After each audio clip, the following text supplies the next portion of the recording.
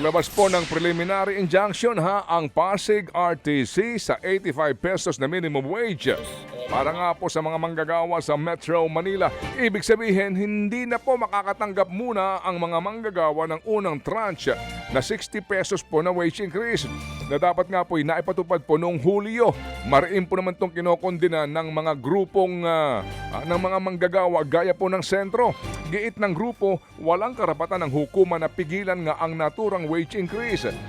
Magugulitang naglabas nga po ng TRO ang Pasig Court matapos questionin ng ilang grupo ng employers ang naturang dagdag sahod. Mamaya pag-uusapan po natin ang napaka-importanteng isyong ito. Samantala, mayroon ng 6 na bidder na interesado po sa Waste to Energy Green Energy Auction para po sa Metro Manila.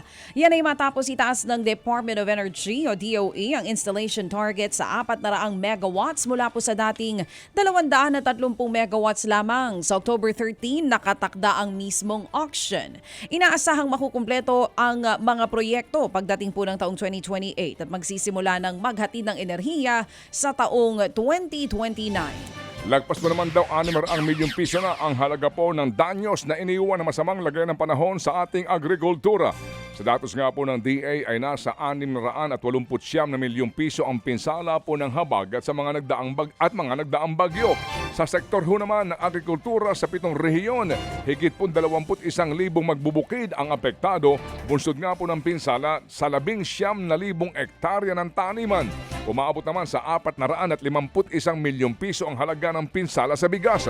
Nasa 147 milyong piso ho naman ang pinsala sa high-value crops at higit 32 milyong piso ho naman sa mais. Nakapagtala rin po ang DA ng 1.87 milyong pesos na pinsala sa livestock gaya po ng baboy, baka, manok at kambing. Samantala, nakipagpulong po ang Pangulong Bongbong Marcos Jr. sa Palafox Associates at Palafox Architecture Group kaugnay po ng Ifugao Rice Terraces. Tinalakay sa pulong ang Comprehensive Urban Environmental Infrastructure and Economic Development Master Plan para sa Rice Terraces at Karatig Komunidad.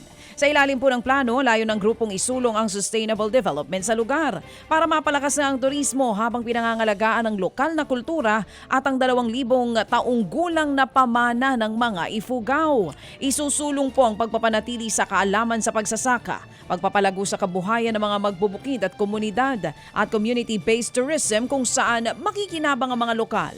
Inaasahang makakalikha po ito ng mas maraming oportunidad para sa komunidad na nag-aalaga ng rice terraces.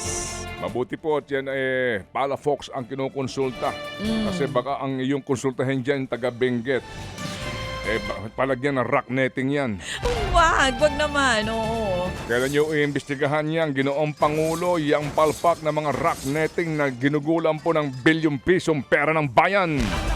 Wala po namang daw nagsumiting bid at para po sa pagtatayo ng UPPGH Cancer Institute. Sa programang ito, sinabi po ni Public-Private Partnership Center Executive Director Yusek Riza Blanco Latorre na meron po daw 4 na kumpanya na nagpahayag ng interest po sa bidding. Yun nga lang, walang nagsumite ng proposal para po sa 300-bed capacity na Cancer Institute. Ayon sa pag-aaral po ng PPP Center, posibleng ito'y dahil daw sa dami ng mga nangyayari sa mga nagdaang panahon mula sa panahon po na inaprubahan ang proyekto hanggang sa pagbubukas po ng bidding. Marami pong nangyari sa bansa natin, sa industry, sa health industry na may mga factors na nakikita natin na yung terms and conditions na kasama po dun sa pag-develop nung project maaring at this point po, no?